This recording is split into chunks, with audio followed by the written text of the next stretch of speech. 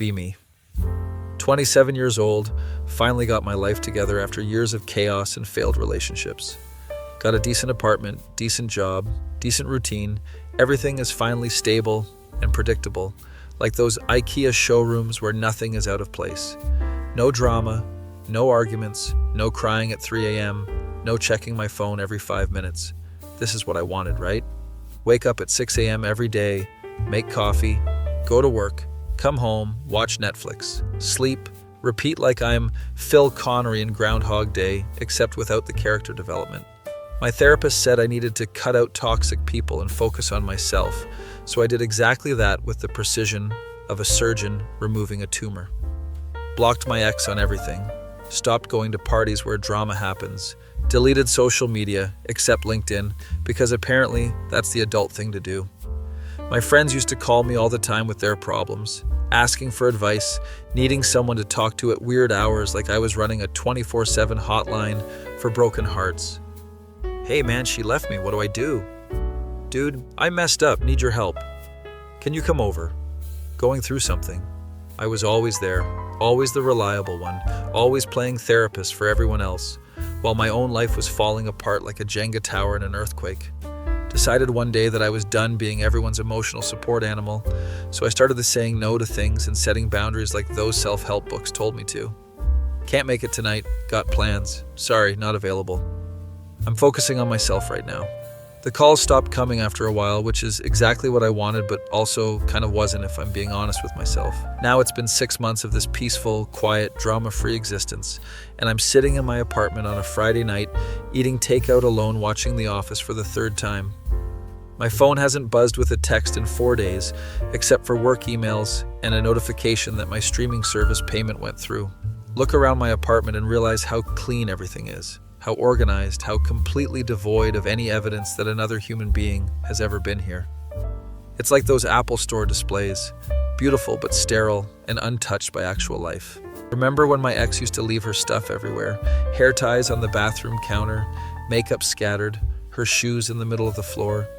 Used to drive me crazy, would complain about it constantly like I was auditioning for a role in Everybody Loves Raymond.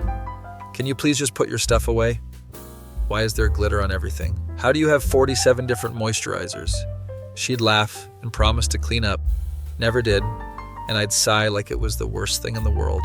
Now my bathroom counter has my toothbrush, 1 bottle of generic face wash, and nothing else.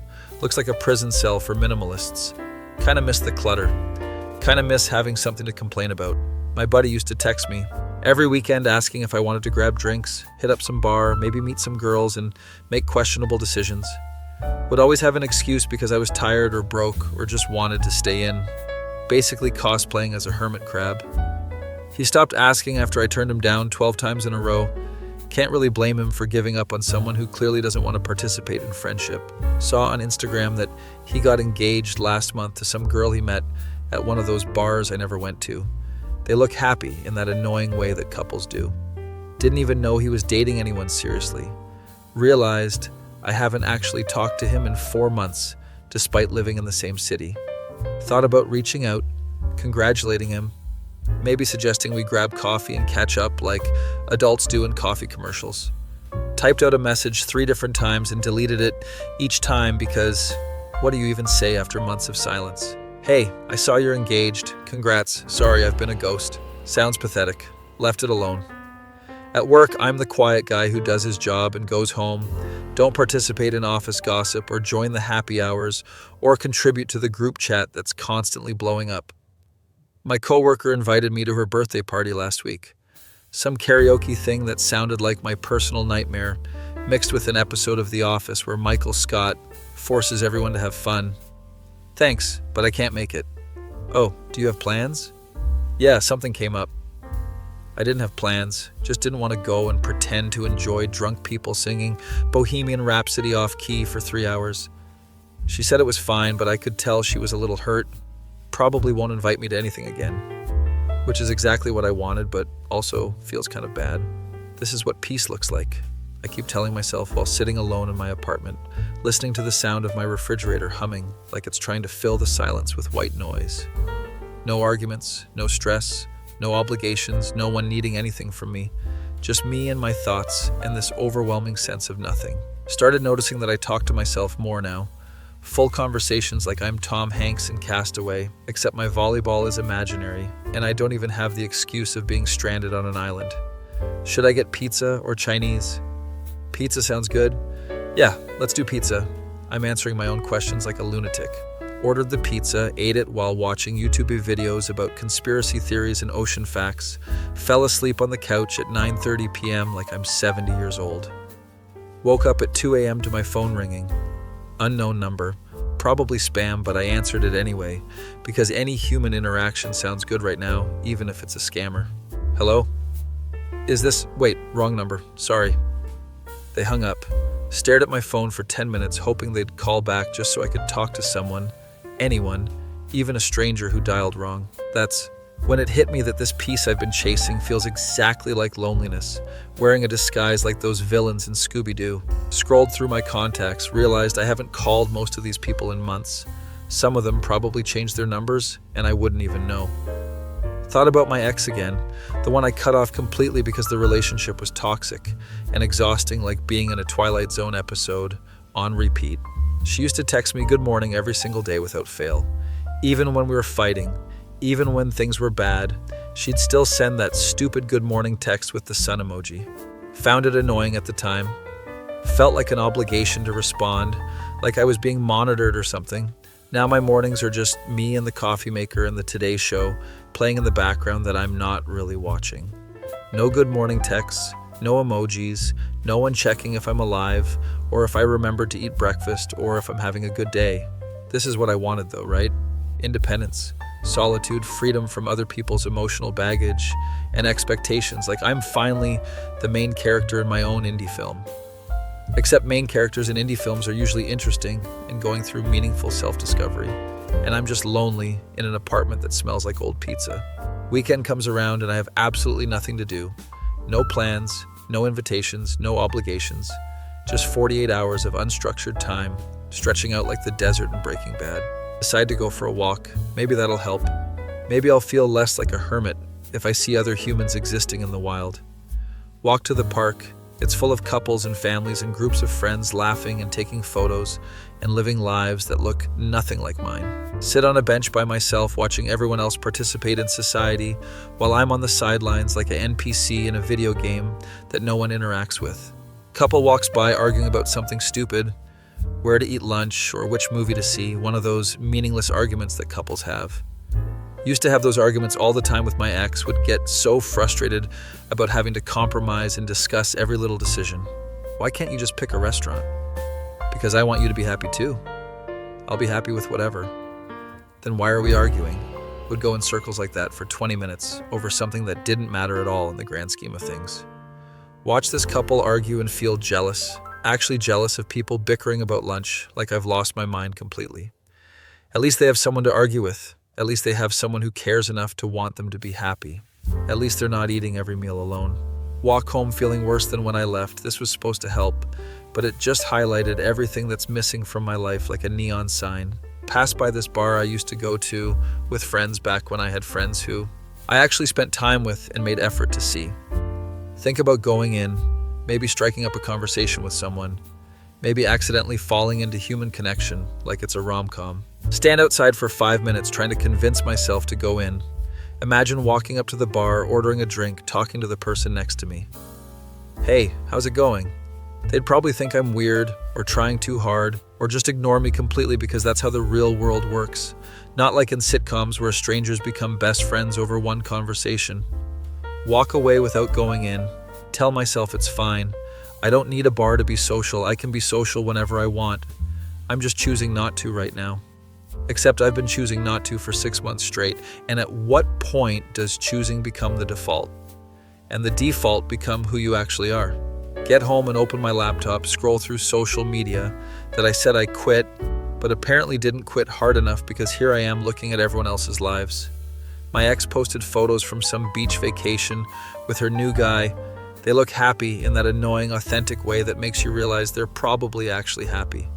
He's got his arm around her. She's laughing at something. The sunset is perfect. It's like a stock photo of relationship goals. feel nothing and everything at the same time. Like I'm both numb and sad and angry and empty all at once in a cocktail of emotions that doesn't make sense. Close the laptop, don't know why I torture myself like this. Probably the same reason people watch horror movies. We're drawn to things that make us uncomfortable. My therapist would say I'm self-sabotaging, that I'm seeking out pain to validate my loneliness, that I need to practice self-compassion and gratitude for what I have. What I have is a clean apartment and no one to share it with. Not sure that's something to be grateful for, but I'll add it to the list between having running water and not being in debt. Try to remember the last time I laughed. Like really laughed. Not just exhaled slightly harder through my nose at a meme. Can't remember. It's been weeks at least, maybe months. Time blurs together when every day is the same routine on repeat. Think about calling someone. Maybe that friend who got engaged. Maybe my sister, who I haven't talked to in a month. Maybe even my ex, just to hear a familiar voice. Pick up my phone, scroll through contacts, put the phone down, pick it back up. Repeat this like 5 times like I'm stuck in some kind of social anxiety loop. What would I even say? Hey, I know I've been distant and cold and basically removed myself from everyone's lives, but I'm lonely now, so can we talk? Sounds pathetic when you say it out loud. Sounds like I only care about people when I need something from them, which maybe is true, and that makes it worse. Decide to watch a movie instead. Some romantic comedy about people who find each other against all odds and fall in love, and live happily ever after, like it's that simple. Used to think these movies were unrealistic and stupid. Now I'm watching them like instruction manuals, trying to figure out where I went wrong in the formula. The main character in this movie is lonely too, but their loneliness is quirky and endearing and leads to meaningful character growth and eventually love. My loneliness just leads to more loneliness and eating cereal for dinner and talking to myself like I'm hosting my own podcast that no one listens to. Movie ends with the couple getting together at the airport in the rain, because apparently that's still a thing in rom-coms. They kiss and the music swells and credits roll. Sit in silence after it ends. Don't even have the energy to pick another movie. Just stare at the screen with the Netflix menu, asking if I'm still watching like it's concerned about my well-being. Yeah, Netflix. I'm still watching. What else am I going to do?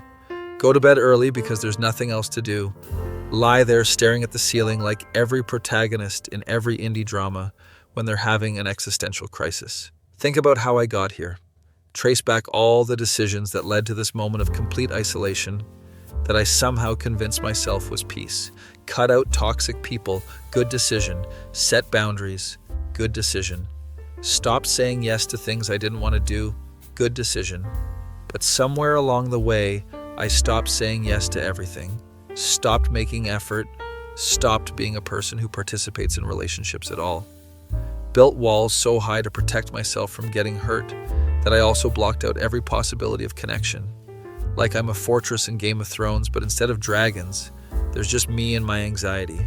The thing no one tells you about protecting yourself is that protection and isolation look exactly the same from the inside. Wake up the next morning to my alarm. Same time, same routine, same coffee, same empty apartment that's starting to feel less like a home and more like a really depressing hotel. Check my phone out of habit, even though I know there won't be any messages because there never are anymore. Right on schedule, there's nothing except a notification about the weather and an email about a sale at a store I don't shop at. Get ready for work like I'm on autopilot, every movement mechanical and practiced. Brush teeth, shower, dress, coffee, leave like I'm a sim with limited actions.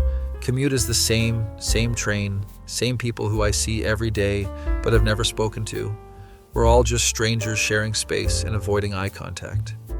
Wonder if any of them are lonely too, if they go home to empty apartments and talk to themselves and wonder where all the people went. Probably not. They probably have lives and friends and plans and aren't spiraling into existential dread on the Tuesday morning commute. Get to work, sit at my desk, do my tasks, eat lunch alone in the break room while scrolling through my phone looking at nothing. Coworker walks by, the same one who invited me to karaoke. Hey, how was your weekend? Good, just relaxed. You? It was great. Went to this new brunch place with some friends, then saw that new Marvel movie. It was so fun. She's talking about her weekend like it's highlights from a TV show, full of activities and people and experiences. That sounds nice. You should come next time. We're always looking for more people. She's being nice, giving me another chance, even though I've turned her down before.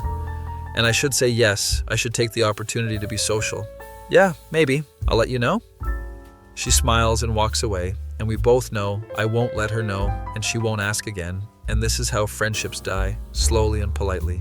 Finish work, go home, same routine, different day, starting to feel like I'm Bill Murray in Groundhog Day, except I don't learn any lessons or become a better person. Sit on my couch and realize that this piece I worked so hard for, this drama-free existence, this carefully constructed life of boundaries and self-protection, feels exactly like loneliness. Not similar to loneliness, not kind of like loneliness, but exactly, precisely, indistinguishably the same as being completely alone. Peace was supposed to be calm and content and fulfilling, was supposed to feel like those meditation apps with the soothing voices and nature sounds. This doesn't feel calm, it feels empty, like someone scooped out the inside of my life and left just the shell. Think about texting my friend, the one who got engaged, actually open the message this time and start typing. Hey man, saw you got engaged, congrats. Want to grab coffee soon and catch up? Stare at it for 5 minutes, my thumb hovering over send like I'm defusing a bomb. What if he says no? What if he's moved on and doesn't want to reconnect? What if I'm reaching out too late and the friendship is already dead? What if he says yes and I have to explain where I've been for 4 months and why I disappeared? Delete the message. Tell myself I'll do it tomorrow, which is what I said yesterday and the day before, and probably what I'll say tomorrow too. My face when I finally achieved the peace I wanted and realized it feels exactly the same as the loneliness I was trying to escape. That feel when you build walls so high to keep the bad out that you also keep all the good out, and now you're just alone in a fortress wondering why no one visits.